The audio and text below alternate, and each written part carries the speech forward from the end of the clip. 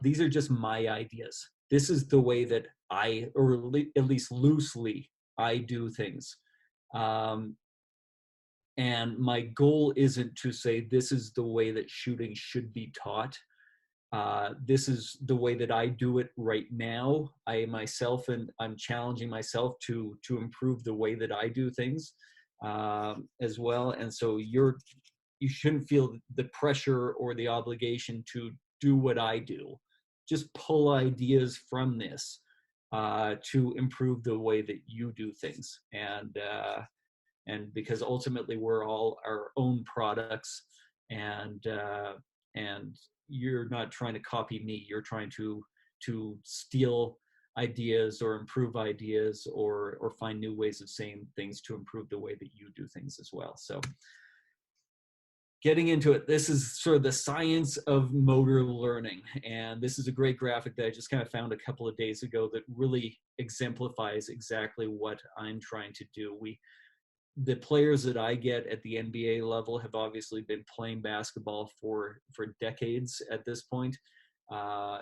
And so while we think of them in the red section, they would be doing performance training. The guys that I'm with have micro skills that are holding them back that we need to improve. And so you take that micro skill back to the blue environment and relearn and re-coordinate the way they use those muscles and fire those muscles, and then slowly start to move across the x-axis here to add variability, add complexity slowly with time until we're able to apply this new habit in a performance environment, in a game environment. And there's all kinds of examples that I give. If I have a Canadian group that I'm talking to, I'll talk about learning to ski or learning to snowboard. And the example that I give is when we're learning to snowboard, you don't do that at the top of the mountain. You do that on what we call the bunny hill, which is barely even a hill at all. It's probably the most gradual hill on the ski hill. And teach kids in that really controlled environment to maneuver their bodies on the snowboard or on their skis. And as their skills improve, that's when we start to add the variability. We start to add, okay, a bigger hill, a steeper hill. And these are things that we do intuitively in teaching somebody to drive, starting on a carport. I believe that's what you guys call it. I would say a parking lot is a carport.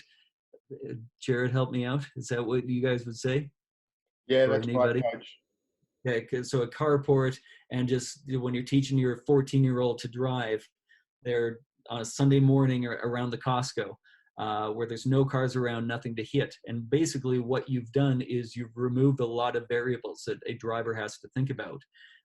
Traffic laws and pedestrians and other cars and directions and everything. And you've allowed the player to just focus on controlling the car. And basically in that moment, you isolated the skill of, can you just control this car? Can you make it go the right direction at a comfortable speed? And can you stop it when you want to without jerking my head off the dashboard or the windshield?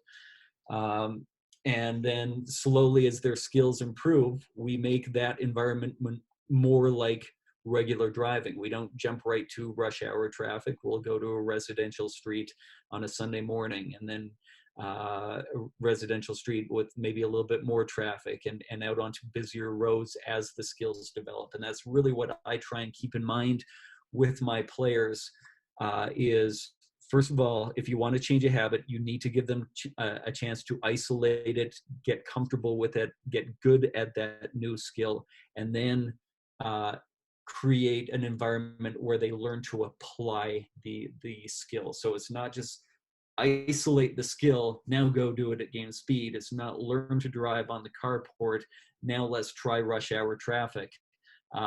It's really gradually applying those skills.